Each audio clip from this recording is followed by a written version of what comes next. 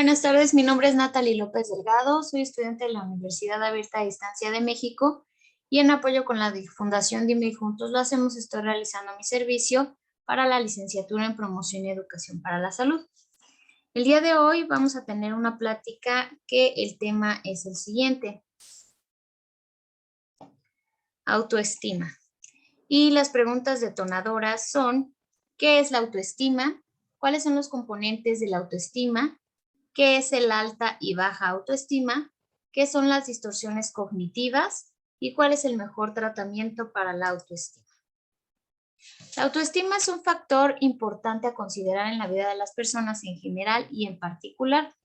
En el tema del desempeño y de las actitudes hacia las actividades académicas de los estudiantes. De acuerdo con Rice, la autoestima de una persona es la consideración que tiene hacia sí misma.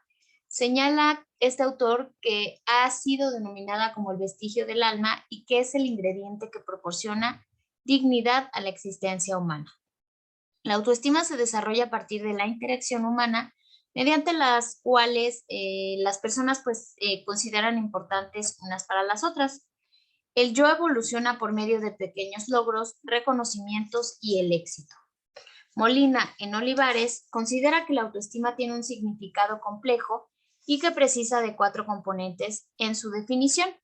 Es una actitud ya que contempla las formas habituales de pensar, actuar, amar y sentir de las personas para consigo mismas. Tiene un componente cognitivo que se refiere a las ideas, opiniones, creencias, percepciones y procesamiento de la información que poseen las personas respecto de sí mismas. Tiene un componente afectivo que incluye la valoración de lo positivo y negativo, involucra sentimientos favorables y desfavorables, agradables o desagradables que las personas perciben de sí mismas. Tiene un componente conductual porque implica la intención y decisión de actuar, de llevar a la práctica un comportamiento consecuente y coherente. Las ideas anteriores pueden relacionarse por la neurociencia, específicamente con algunos de los principios de aprendizaje del cerebro. Algunos de estos principios son señalados por Cain y Cain en Salas. Estos pueden mencionarse como: el cerebro es un complejo sistema adaptativo, el cerebro es un sistema social, la búsqueda de significado es innata, el aprendizaje implica tanto una atención focalizada como una percepción periférica. El cerebro adaptativo, pensamientos, emociones, imaginación, predisposiciones y fisiología operan concurrente e interactivamente en la medida en que todo el sistema interactúa e intercambia información con su entorno. En el cerebro, es un cerebro social, quiere decir que las personas empiezan a ser configuradas a medida que sus cerebros receptivos interactúan con el entorno y se establecen relaciones interpersonales. Está claro que a lo largo de la vida, los cerebros cambian en respuesta a los compromisos de las demás personas, de tal modo que estas pueden ser vistas siempre como partes integrales de sistemas sociales más amplios. En realidad, parte de la propia identidad depende del establecimiento de una comunidad y de la posibilidad de pertenecer a esta. En consecuencia, el aprendizaje y el desarrollo de la autoestima están influidos por la naturaleza de las relaciones sociales dentro de las escuelas, se encuentran las personas, donde se encuentran las personas. En cuanto a la búsqueda de significado es innata, quiere decir que en lo esencial la búsqueda de significado está dirigida por metas y valores personales. La búsqueda de significado se ordena desde la necesidad de alimentarse y encontrar seguridad mediante el desarrollo de las relaciones interpersonales y de sentido de identidad, para una exploración del propio potencial y búsqueda de lo trascendente.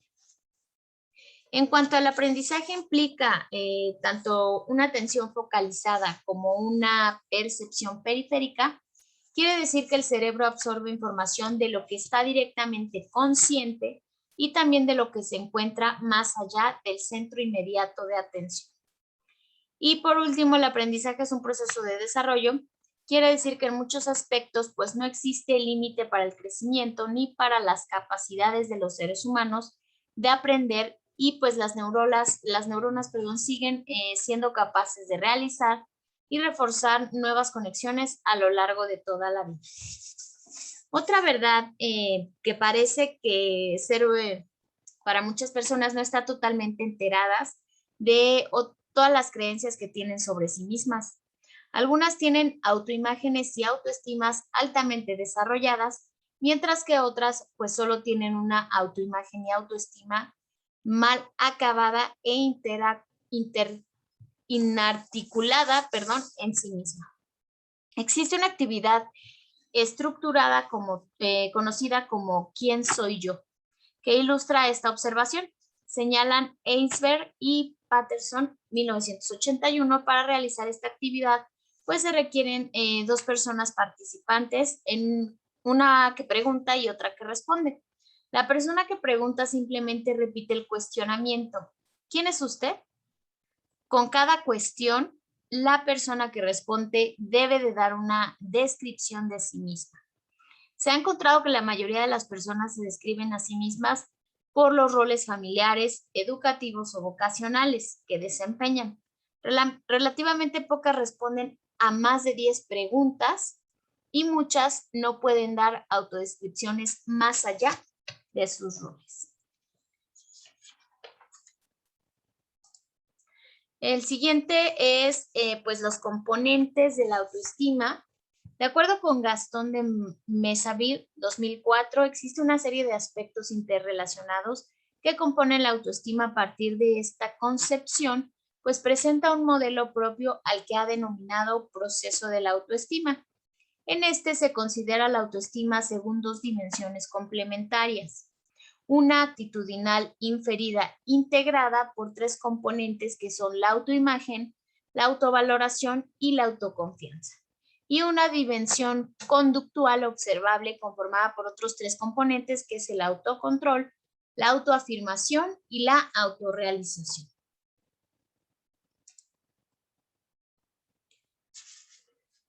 Sobre el primer componente, bueno, más bien a continuación pues se va a realizar una síntesis de este proceso de la autoestima y sus respectivos componentes siguiendo las explicaciones de este autor. Sobre el primer componente, la autoimagen considera que es la capacidad de verse a sí mismo o a sí misma como la persona que realmente es, con sus virtudes y defectos. La persona que tiene una autoestima saludable trata de estar consciente incluso de sus errores, por cuanto la autoestima no se vincula con ser perfecto. Se trata de lograr una percepción básica de las características más relevantes de su propia personalidad, su relación con otras personas y con el ambiente. La autoimagen no es un aspecto estático, incluye el conocimiento propio basado en experiencias pasadas, al igual que las concepciones que la persona va elaborando sobre su posible evolución futura. Generalmente los problemas de autoestima se asocian con una baja autoimagen. No obstante, pues también es posible que una autopercepción de superioridad señale dificultades en este aspecto, dando como resultado lo que se denomina pseudo-autoestima. Al respecto, pues Branden, citado por de Mesaville, señala que la arrogancia, la jactancia y la sobreestimación de nuestras capacidades refleja más bien una autoestima equivocada y no, como imaginan algunos, un exceso de autoestima. Las metas por lograr, pues respecto a la autoimagen, consisten en la búsqueda de un autoconocimiento que le permita a la persona aumentar su capacidad de percibir de manera equilibrada tanto los aspectos positivos como los negativos de su personalidad. Respecto del segundo componente, la autovaloración consiste en que la persona se considera importante para sí misma y para los demás. La autovaloración se relaciona con otros aspectos como la autoaceptación y el autorrespeto, y significa que se percibe con agrado la imagen que la persona tiene de sí.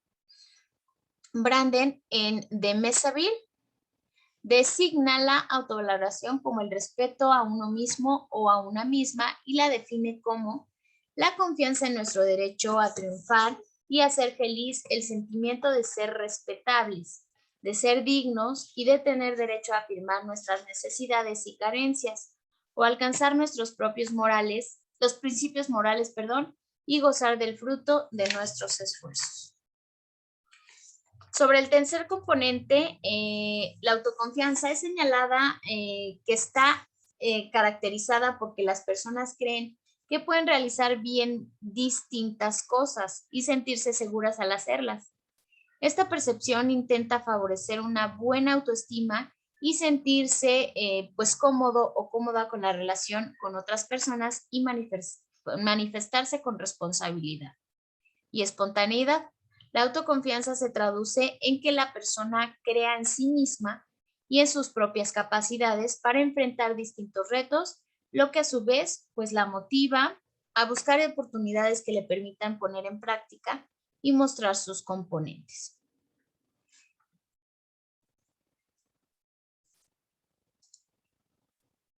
En cuanto al cuarto componente, se menciona que consiste en manejarse adecuadamente en la dimensión personal, cuidándose, dominándose y organizándose bien en la vida.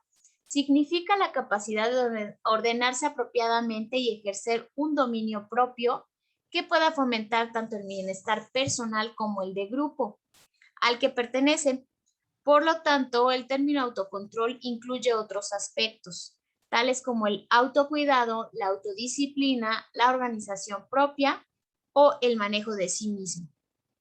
La capacidad de autocontrol con frecuencia se ve limitada en aquellas personas con una baja autoestima.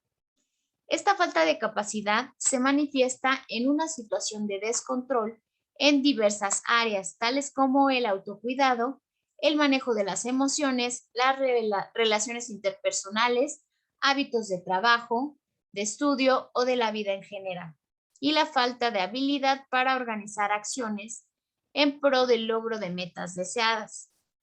La meta de superación en este aspecto del autocontrol consiste en adoptar destrezas adecuadas de autocuidado personal y patrones de comportamiento caracterizados por una buena disciplina y organización existencial.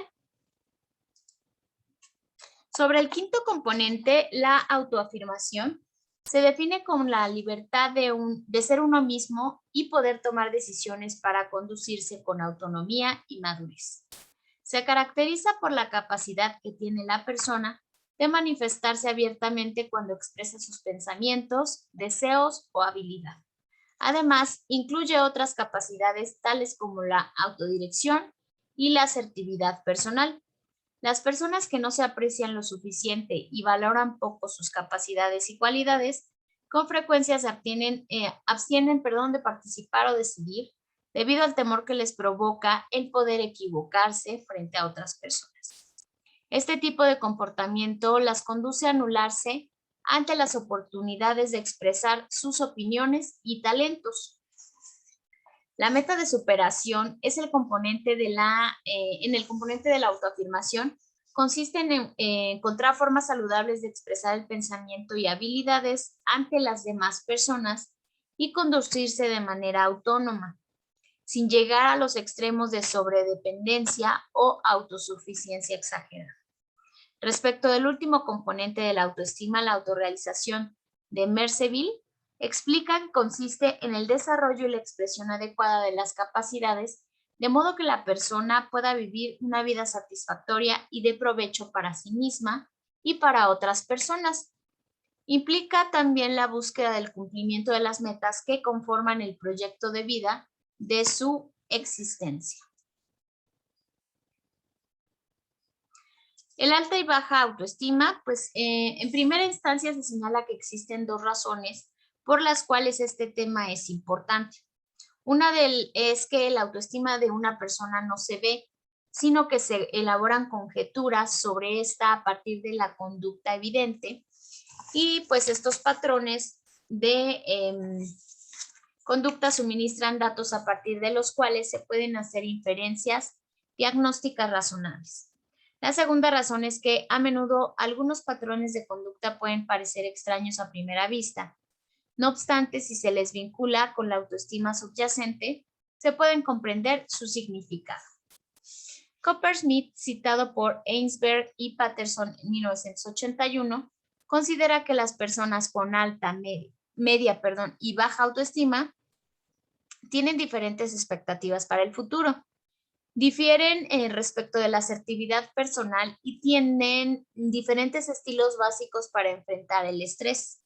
Se señala que las personas con una autoestima alta enfocan las tareas hacia las otras personas con la expectativa de que sean exitosas y bien recibidas. Confirman y confían en sus percepciones y juicios y creen que pueden dirigir sus esfuerzos a soluciones favorables.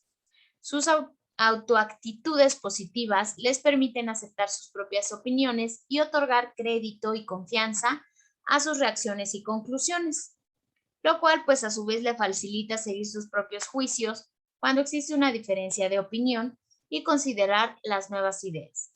Esa confianza en sí misma, pues acompañada con sentimientos de justicia, es probable que les provean la convicción de que es correcta y las animen a expresar sus convicciones.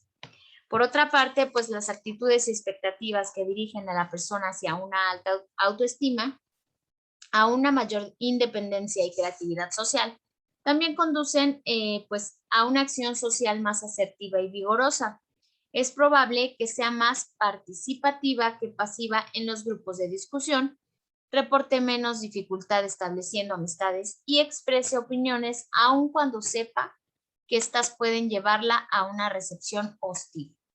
Otras características señaladas para estas personas son que les gusta estar solas y les gusta estar con otras personas. Son felices con lo que son la mayoría de tiempo, escuchan a los demás, pero deciden por sí mismas, son capaces de ser firmes y no sienten la necesidad de someterse, rebelarse o escapar, gozar el día de hoy y esperar con alegría al mañana, pueden dar y recibir amor, pueden tolerar la ira de los demás y mostrarse airadas ellas mismas, tienen más facilidad para perdonar y olvidar, son capaces de gozar su individualidad, pueden invertir emociones y entusiasmo en personas, causas y cosas, les importa este mundo y aprecian su papel y responsabilidad como parte de él. El resultado de ser una persona con una alta autoestima y responsable de su vida es ser una persona actualizada de sí misma y autotrascendente. Al respecto, García señala las siguientes características de una persona con una alta autoestima. Cree firmemente en ciertos valores y principios, está dispuesta a defenderlos, aun cuando encuentre fuertes oposiciones y se siente lo suficientemente segura como para modificar esos valores y principios si nuevas experiencias indican que estaba equivocada. Es capaz de obrar según crea más acertado, confiando en su propio juicio y sin sentirse culpable cuando a otras personas les parece mal lo que ha hecho.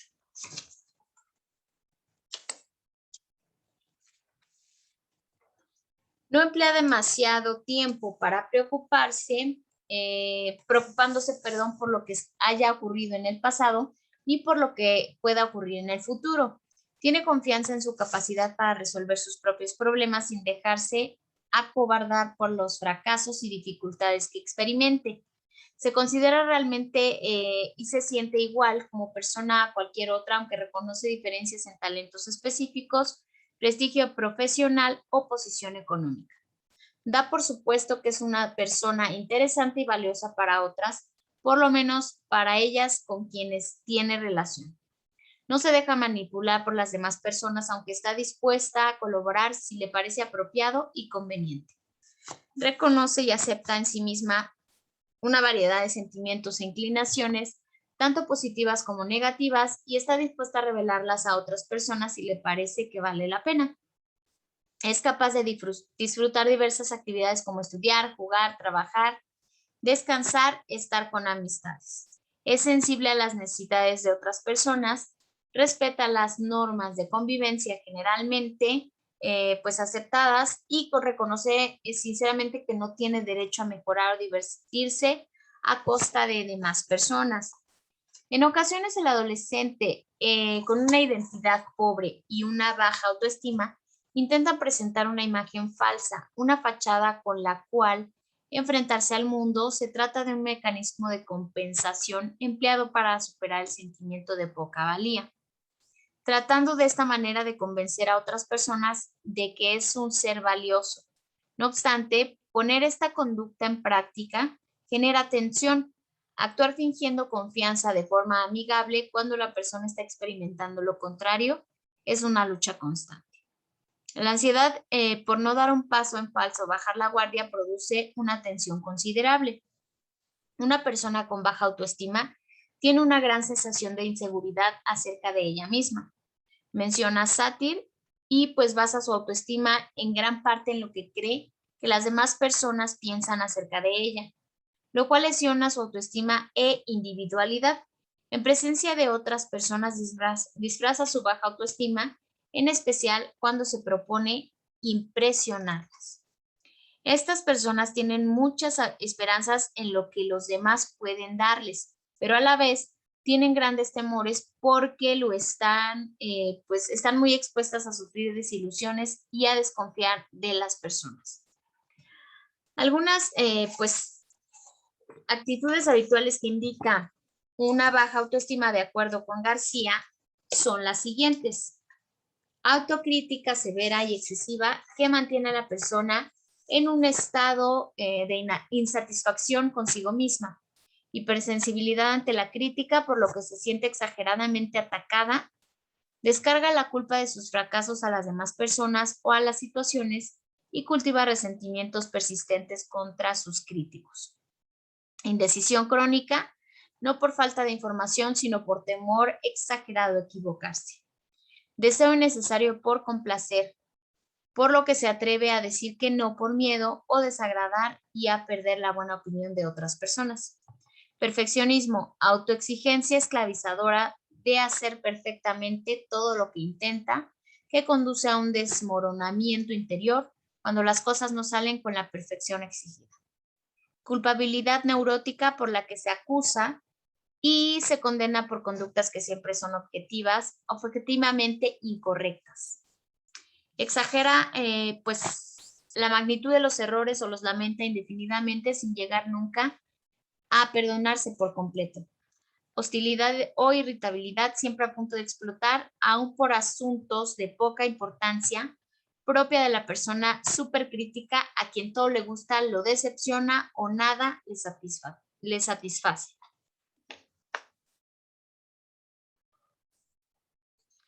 Las siguientes distorsiones cognitivas.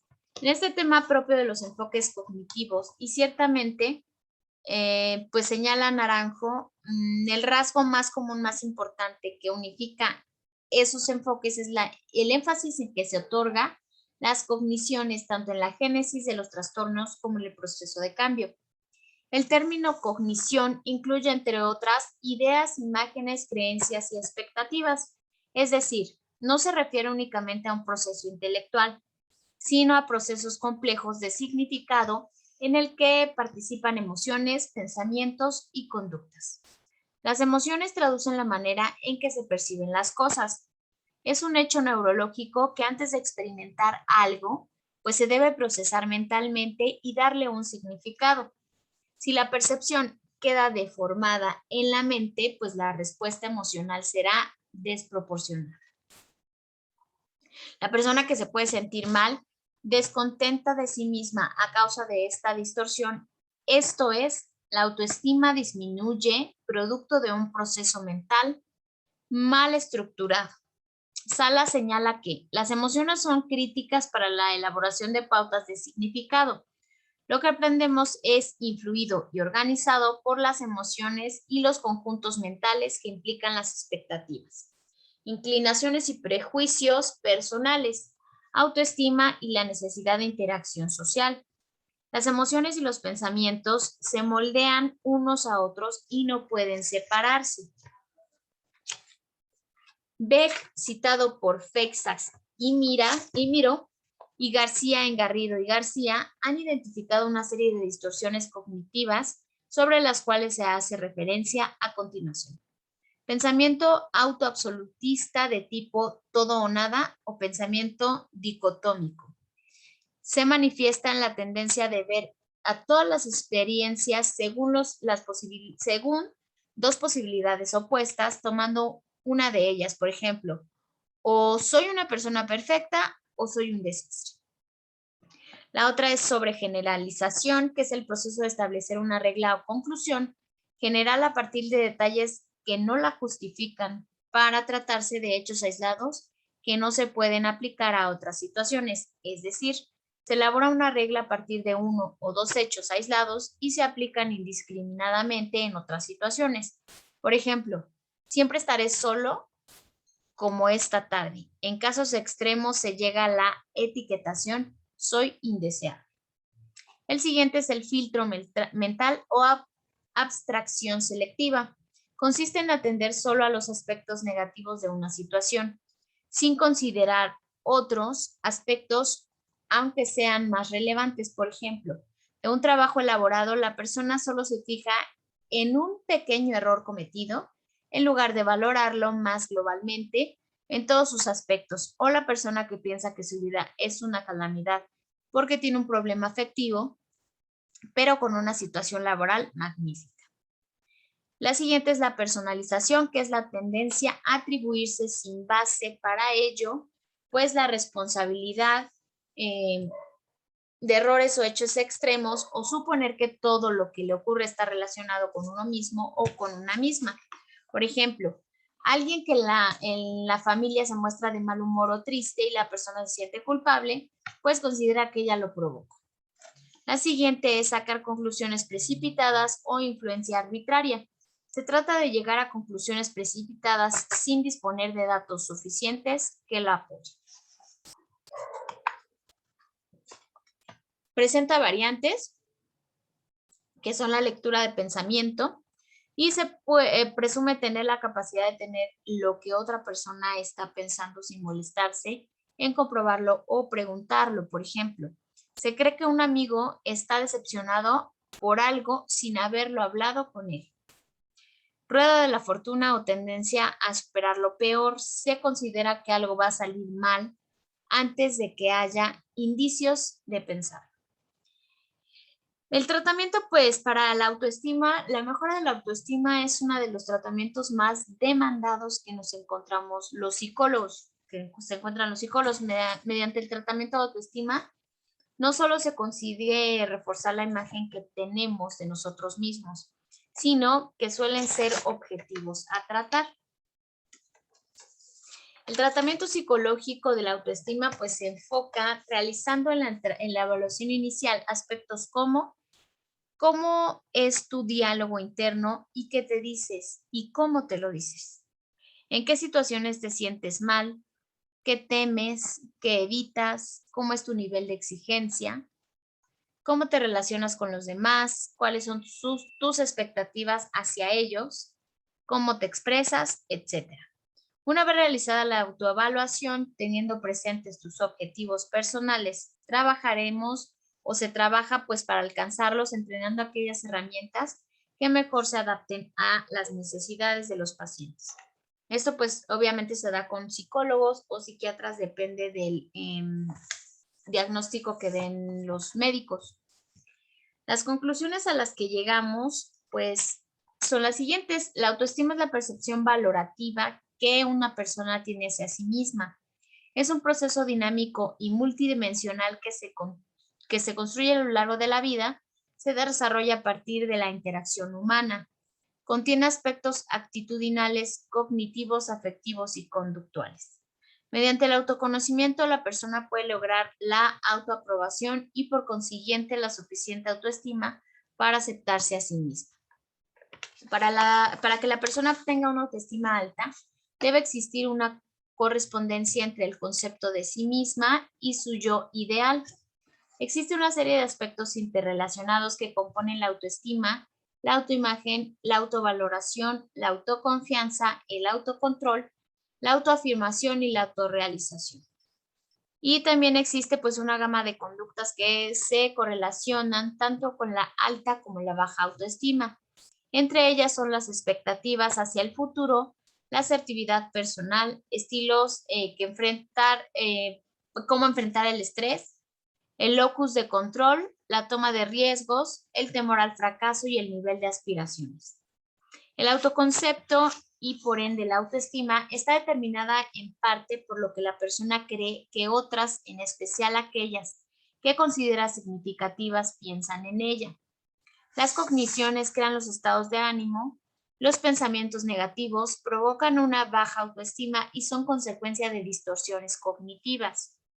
Si se corrige el sistema equivocado de pensamiento, se puede mejorar la autoestima. Una autoestima pobre y persistente parece estar relacionada con el bajo rendimiento académico, la depresión y otras situaciones como la delincuencia. Los estudiantes y las estudiantes con actitudes negativas hacia sí imponen limitaciones para sus logros. El autoconcepto y por consiguiente la autoestima predice e influencia los logros en los centros educativos desde la primaria hasta la universidad. Los estudiantes son autoconceptos claros y una autoestima positiva tienden a lograr puntajes de competencia educativa más altos. Y pues facilitar el logro de autoestimas positivas en la población estudiantil debe ser una meta del proceso educativo. Espero que esta información les haya sido útil y de ayuda y podamos ayudar nosotros mismos también a las personas que pensamos que tienen una autoestima baja y pues seguir apoyando a las personas que tienen una autoestima alta. Que tengan bonito día. Gracias.